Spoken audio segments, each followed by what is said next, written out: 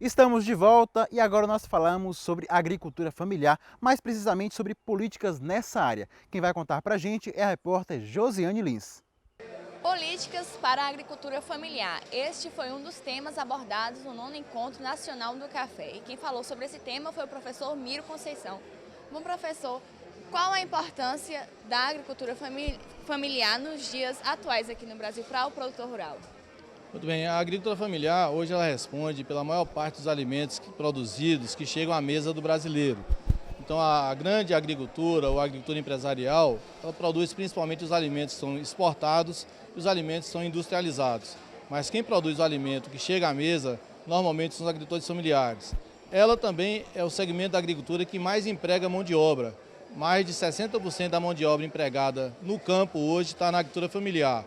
Então a gente acredita que a agricultura familiar, hoje responsável por em torno de 10% do PIB brasileiro, é um segmento que ele tem crescido e tem demonstrado a sua importância para consolidar tanto o emprego, geração de renda, como a qualidade da alimentação para o povo brasileiro.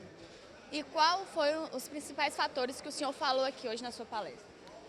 Hoje a gente esteve discutindo na nossa palestra quais são as políticas públicas para a agricultura familiar, ou seja, as políticas de crédito, de assistência técnica, as políticas de aquisição governamental, ou seja, existem programas governamentais que hoje você pode vender os seus produtos diretamente, como o PAA, como o PENAI, que trabalha com alimentação escolar. Falamos também de algumas outras políticas, a questão da necessidade da DAP para que o agricultor consiga encontrar essas políticas. E também colocamos alguns pontos importantes para os agricultores, que é a questão da estruturação para permitir o processamento dos seus produtos e com isso conseguir melhor preço, e o investimento hoje nas mulheres e nos jovens rurais. As mulheres já são grande parte das trabalhadoras do campo, elas também têm grande importância nessa parte de produção de alimentos. É preciso então investir em políticas de fortalecimento das mulheres e lembrar dos jovens, porque se os jovens não forem estimulados e preparados para viver no campo, produzindo com dignidade, e também se no campo não tiver lazer, não tiver esporte, cultura, educação para eles, nós teremos dificuldade depois de pessoas que possam produzir alimentos. Professor, falando sobre o Plano Safra, né? Este ano recebeu um investimento maior. Como este valor pode ajudar na vida do produtor rural? Esse aumento de valor do Plano Safra ele é muito interessante porque significa disponibilizar mais crédito para custeio, mais crédito para investimento, mais crédito para comercialização, mais crédito para capital de giro para as cooperativas. Em outras palavras, o produtor agora tem condições de comprar mais máquinas, comprar equipamentos, comprar adubos e produzir com melhor qualidade, ou seja, ele poderá se estruturar para produzir melhor e de uma forma mais sustentável, porque um dos principais empecilhos é o acesso ao recurso. Então, a partir do momento que o programa coloca recurso à disposição do agricultor, hoje, mais de 28 bilhões de reais à disposição dos agricultores familiares, a partir desse momento, a gente acredita que esse agricultor terá condição de produzir mais dignamente e, assim, ter melhor qualidade de vida com sua família. O senhor acredita que os 11 mil assentamentos para a reforma agrária acontecerá esse ano ainda, por conta da nossa crise, pelo momento que a gente está vivendo? Na verdade, eu creio que o governo falou em 11 mil assentamentos para este governo. Nesse primeiro ano, é um ano de estruturação, já está sendo feito algum trabalho junto aos assentamentos, buscando melhorar a produção, melhorar suas condições de licenciamento, cadastro rural, o georreferenciamento das propriedades. E também já está sendo feito um programa para beneficiar aqueles que não tinham conseguido pagar suas dívidas, para se tornar adimplentes.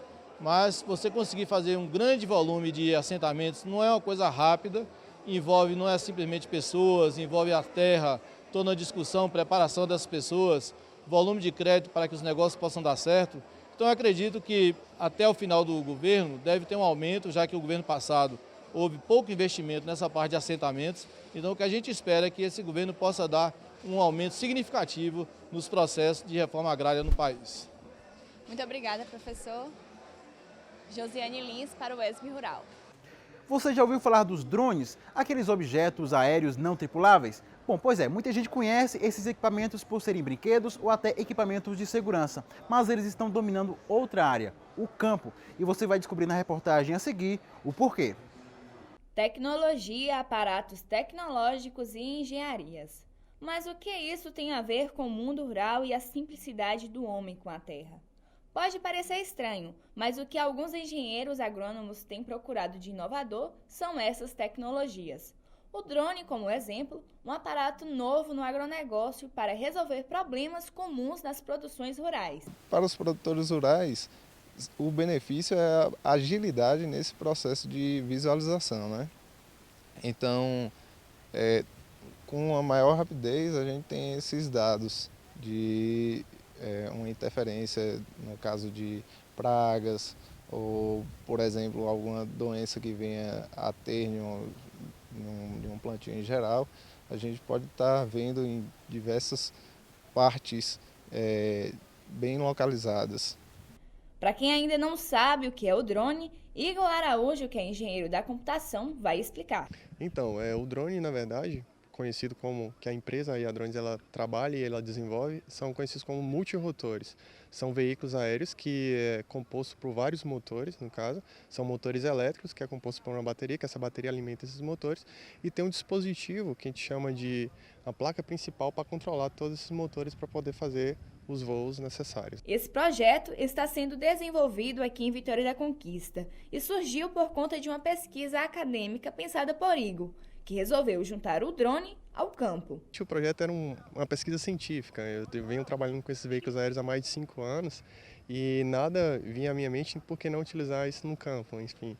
Mas com o auxílio de algumas pessoas e vendo o trabalho funcionando, eles me direcionaram e falaram: Igor, utiliza isso em lavouras, utiliza isso em colheitas, enfim, nesse tipo de comércio, claro. E aí eu fiz o teste, no caso, foi algo que deu certo, utilizando as imagens para poder fazer análise desse tipo de lavouras, desse tipo de plantações. E pensando em expandir as ideias, uma equipe foi formada, cada um com uma função, dando suporte na área que domina. Então, aconteceu da seguinte forma: eu tenho uma produtora de cinema que foi formada a partir de 2 alunos lá da UESB, do curso de cinema da UESB. E aí, com a criação dessa empresa, a gente chegou a um momento que a gente precisou utilizar imagens aéreas. A gente tinha feito a parceria uma vez com outra empresa e não deu muito certo. E um dia a gente encontrou a página falando sobre a empresa de Igor e tal, e a gente contratou ele, terceirizou o serviço dele para fazer esse VT e deu certo, assim, foi legal. Então a gente começou a fazer outros materiais e juntando, e aí a gente foi entrando em contato e percebeu que tinha uma possibilidade de trabalhar em outras áreas, como na área da agricultura, que pode facilitar alguns trabalhos, pode fazer análises agrônomas e tal. E foi assim que surgiu essa parceria. E depois que os três começaram a pensar na agricultura, Renato surgiu, aluno de robótica de Igor, mas que com apenas 10 anos já se destaca no interesse pela robótica e no pensamento estratégico. Foi ele quem idealizou trazer os drones para o 9º encontro do café. Ele contou um pouquinho de como surgiu o interesse dele pela robótica. Desde quando começou a ter os mundiais na escola, mostrava os robôs que estavam indo para as competições. E eu comecei a ver os robôs, achei muito interessante, fui até um certo ponto que eu mostrei um projeto para Igor. E assim, aí ele começou a falar com a irmã Cristina e agora eu tô assim, ajudando. E por que você teve a ideia de trazer o drone para o encontro, Renato? Eu achei muito legal também que os drones filmam, não é só para assim, voar, essas coisas. Eu achei interessante por causa que para filmar o evento, assim, né? Porque, assim, o drone substitui o helicóptero. Porque, assim, não ia contratar um helicóptero pra, né? Aí achei mais legal o drone. Aí eu falei pra minha mãe, ela gostou, aí fez contato e agora estamos aqui. É isso aí, a tecnologia mudando a vida no campo. E agora você vai conferir a dica da semana do ESB Rural para você.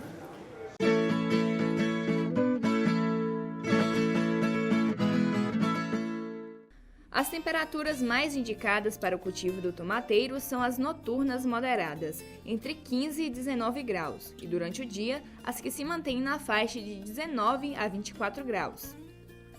As mudanças devem ser produzidas a partir de sementes colocadas em células de bandejas de isopor. Assim que as mudas contarem com 4 ou 5 folhas ou atingirem de 7 a 10 centímetros de altura, estão prontas para o transplante. Na escolha do local definitivo, dê preferência a ambientes ensolarados. Os solos devem ser arenoso-argilosos, permeáveis e bem drenados e pouco ácidos, com pH entre 5,5 e 6,5. O tomateiro precisa ser tutorado. Use varas de bambu ou de madeira na medida de 2 metros de altura. A recomendação é que o espaçamento entre as plantas seja de 50 a 60 centímetros e entre os sulcos de 1 a 1,20 metros. O tomate não precisa estar maduro para a colheita, que em geral inicia-se de 90 a 100 dias após a realização do transplante.